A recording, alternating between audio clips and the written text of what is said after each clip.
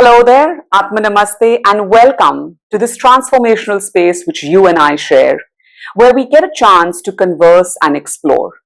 So for those of you who don't know me, I'm Avril Q, life architect.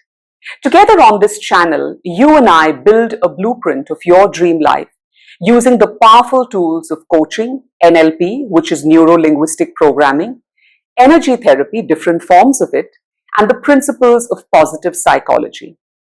We also learn how to calm our minds and stabilize our emotions with mindfulness, meditations, and reframing our mindset.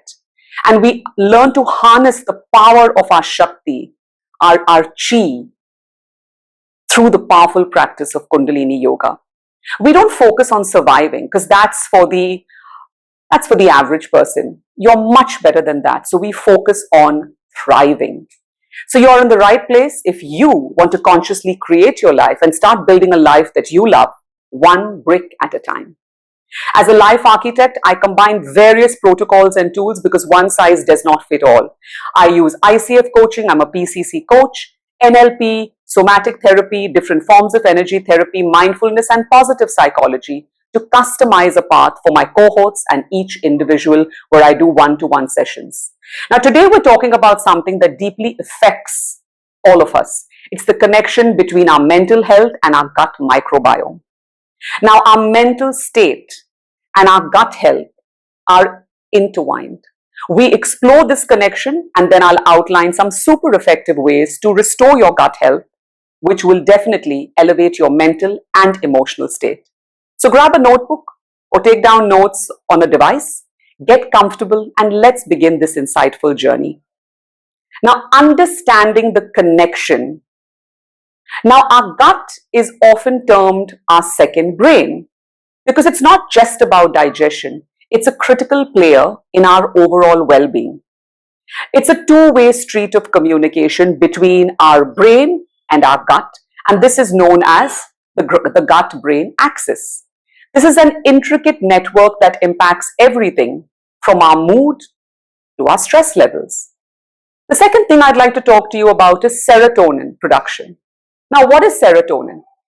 Serotonin is a neurotransmitter that is often referred to as the feel-good hormone. It regulates our mood, our happiness. It also impacts anxiety. It affects sleep and appetite. Now, what is the connection to the gut? So 90% of the serotonin that's produced in our body is produced in our gut. Think about that.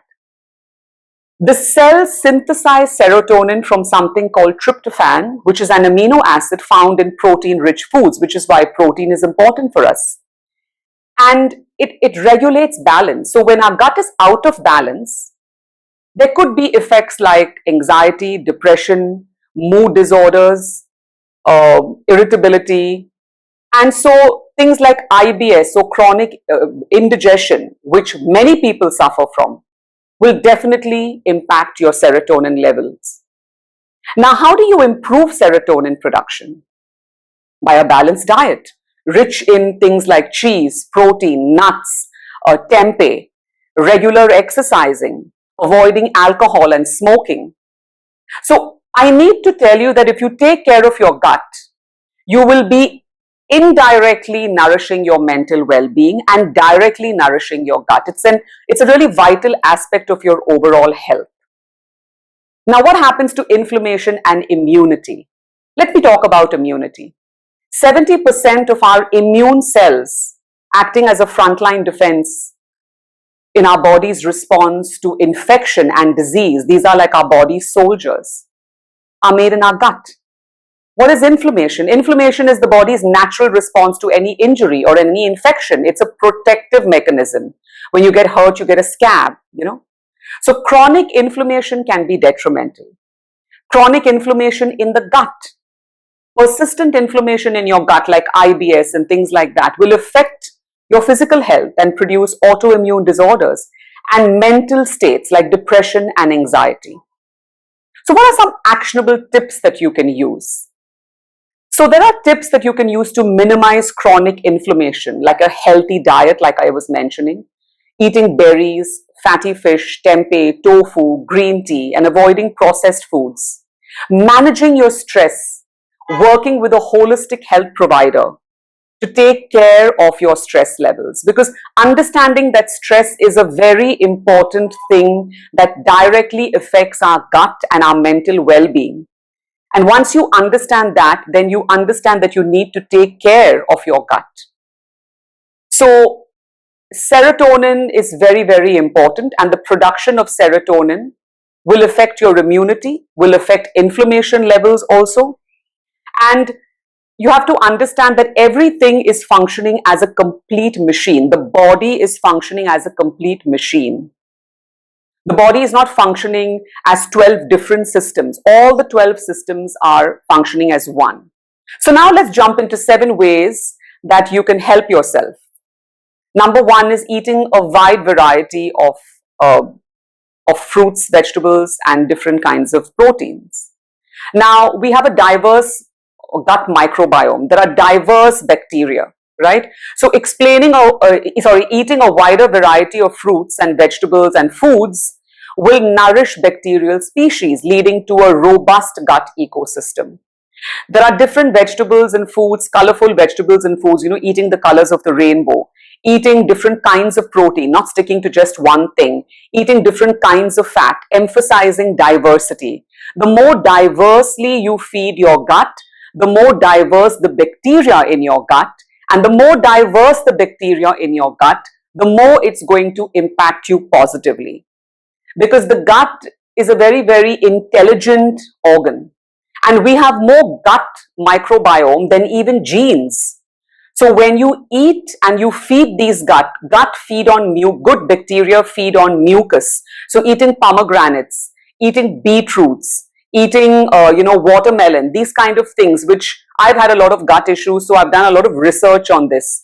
So when you eat different kinds of fat, protein, and fiber, you're going to be able to really, really accentuate that diversity. So make a menu, a weekly menu, and make sure that you're having a diverse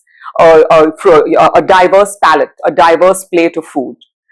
The second thing is prebiotics and probiotics. So what are prebiotics? That's food for bacteria. And what are probiotics? Those are live bacteria. So what are the sources? Sauerkraut, kimchi, certain pickles, yogurts, kefir. These are examples of these foods. Now, prebiotics nourish probiotics and they create a friendly environment. So, explore these different kinds of fermented foods in supplement form, or I like to have them in actual food form, not in a capsule. So, polyphenol foods like berries, sometimes you can have a glass of red wine, chocolates. These are all prebiotics and they foster the growth of probiotics. And I spoke about probiotics like kimchi, sauerkraut, yogurt, kefir, and even certain Indian pickles, as long as they are not made in as long as they're not made in vegetable oils. Okay? You have to know how to eat mindfully, chewing your food slowly, savoring the flavors, being in a good mental state, and you have to eat a lot of foods that are hydrating, vegetables, even buttermilk, certain juices with the pulp. So the moment you start putting the food in your mouth, what kind of mind state are you in when you put the food in your mouth? What are you thinking of? What are you feeling? Try not to talk when you're eating. Try to really enjoy your food. The fourth one is antibiotics. We've all grown up taking antibiotics for any and everything. We've overused antibiotics. And this was not explained earlier because people didn't know. There was no research. But antibiotics now have been proved to disrupt the gut bacteria, killing beneficial bacteria. What are the long-term effects of this? The long-term effects of chronic antibiotic use is chronic health issues. Because when you kill good bacteria in your gut, how is your food supposed to digest? How is the evacuation system supposed to perform efficiently? If you're killing off key bacteria which are aiding in digestion, then obviously you're going to suffer from irritable bowel syndrome and from leaky gut and even more, serious cases. So you have to understand that antibiotics are not intelligent. They will kill the good bacteria with the bad bacteria. So when you are on antibiotics, number one, do you really need it? Number two, if you do need it, then you've got to have a lot of fermented foods. You've got to take a B12 with it. You've got to have certain things like buttermilk, which will kind of dim a little bit, but still dim the ill effects of antibiotics. And I've been on antibiotics since I was a child. And so my gut was in really bad shape. So I'm telling you all this out of experience. Whatever I'm sharing with you is from my own experience and also the experience of my loved ones, some friends and family. The fifth one is staying hydrated and drinking water. So water is what we are made up of, right? So when we drink water at the right time, it really keeps our mental state healthy, our emotions balanced, because we're not mistaking being dehydrated for hunger. A lot of people who feel hungry and who eat a lot, they're actually dehydrated and they're mistaking thirst for hunger. So when you stay hydrated from the time you wake up, make it a practice to wake up in the morning and drink a glass or 2 glasses, about 16 ounces of warm water with a little bit of lemon or apple cider vinegar, because it really works magic on your gut. Because these restore the balance of the body. Also, you've been sleeping for X amount of hours, at least 6 hours, I hope. And so the body is in a state of inertia. To wake it up and to get the machine going again, it needs to be hydrated. Don't wait till the middle of the day or the end of the day to drink water. You need to start at the beginning of the day so that you drink a lot of water and then you start tapering it off towards 5, 6 in the evening. Otherwise, you'll need to wake up in the night to go to the toilet, and also it will overtax your kidneys. Your kidneys like to function, in its own circadian rhythm. Every organ has a time when it functions optimally. And it's been proven that when you have water early in the morning and towards the middle part of the day, then you can afford to start tapering off water after 4, 5 in the evening, or just drink sips of water after that, because your body doesn't need it. The fifth one is exercise. Now, I've been an avid exerciser all my life. I've done all sorts of exercise. And before, I used to do exercise only for my physical body. But now I realize that exercise, it stimulates beneficial gut bacteria. So what are the different forms of exercise you could do? You could do strength training, you could do aerobics, you could do yoga, you could do Tai Chi. I want to encourage you to find a routine that fits your lifestyle and your preferences, because there is no one size fits all. I will say that you have to enjoy it and you have to be consistent, because these 2 elements are really important for you to keep it up, and so that it becomes a habit. When you exercise, again, it releases certain feel-good chemicals in your body, certain hormones, certain neurotransmitters. And this has a positive effect on your gut. It will also give you a better bowel movement. And we all know that bowel movements are really important. Okay, so we need to understand that everything that we do fuels the body and impacts the body as a whole. So you really need to be mindful of this. It's not like the mind is operating separately, the emotions are operating separately, and the physical body is operating separately. Because if you think about it, if you have a stomach upset, supposing you have a bad stomach, or you have gas or indigestion or acid reflux, how are you feeling? Think about it. Do you feel great? Or are you irritable? Do you feel like you don't want to eat anything? You want to be left alone. Your mood is low. Can you think when you have a gut disturbance, or when you have a stomach ache or diarrhea or constipation? Can you think? If you answer these questions honestly, you will know that you can't think, you can't process thoughts, you can't process feelings, you can't feel anything. All you want to do is to make it go away. So once you understand that everything is acting together, then obviously you'll understand that your mental state and your emotional well-being, your emotional balance is directly affected to your gut. And what's happening in the gut is constantly being told to the brain. The next one is so important. managing stress. Stress is basically a state of unhappiness, a state of disease. The body is not at ease. And stress is always mental. Because you're stressed gut-wise, because your gut is stressed, it's now causing you mental stress. And when you have mental stress, you can't do anything. So what can you do to keep stress away? Because you need that gut equilibrium. You need that mental peace. You need that overall quality of life. Get a hobby. Read. Walk in nature. Talk to a friend. Go out. Be somewhere open. Meditate. Because the physiological response to stress will imbalance the gut. Breathing, deep breathing. Do something you love. Again, one size does not fit all. I may do something that gives me relief. It may not give you relief. But you have to find something because nobody knows you better than you. So you have to find something that's going to give you relief. But at the end of the day, you need to understand that mental stress needs to be processed. It needs to be removed from the mind and needs to be removed from the body because mental stress will translate into emotional and physical stress. So understanding things like mindfulness, which I teach, understanding certain yogic breathing techniques and practicing them, not just understanding them intellectually, but practicing them will bring you that gut equilibrium, mental peace, and will improve the overall quality of your life.